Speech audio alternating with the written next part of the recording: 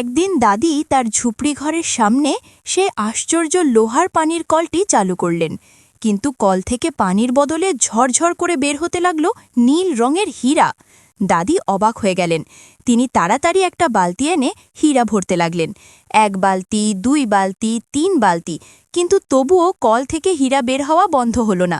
দাদি অনেক হীরা নিয়ে বাজারে গেলেন। এক স্বর্ণকারের দোকানে গিয়ে হীরাগুলো দেখাতেই জুয়েলারি দোকানদার অবাক হয়ে গেল। এত আসর আর ঝকঝকে হীরা সে জীবনে দেখেনি। সে সব হীরা কিনে নিল এবং দাদিকে ঠেলা ভর্তি টাকা দিয়ে দিল। কিন্তু দাদি লোভী ছিলেন না। তিনি সেই সব টাকা এক অসহায় গর্ভবতী মহিলাকে দিয়ে দিলেন, যাতে তার চিকিৎসা ও খাবারের কষ্ট না থাকে।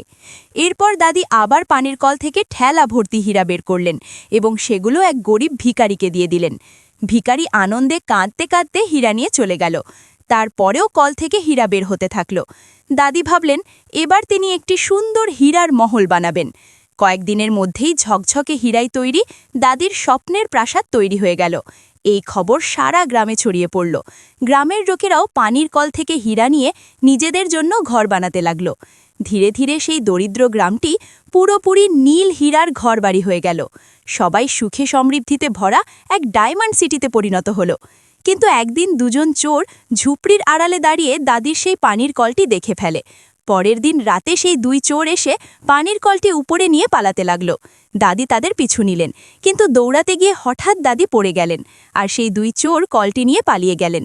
কলটি হারিয়ে দাদি ভেঙে পড়লেন। তিনি মাটিতে বসে কাঁদতে লাগলেন। তবুও দাদির জন্য কেউ একটা লাইক সাবস্ক্রাইব করেনি।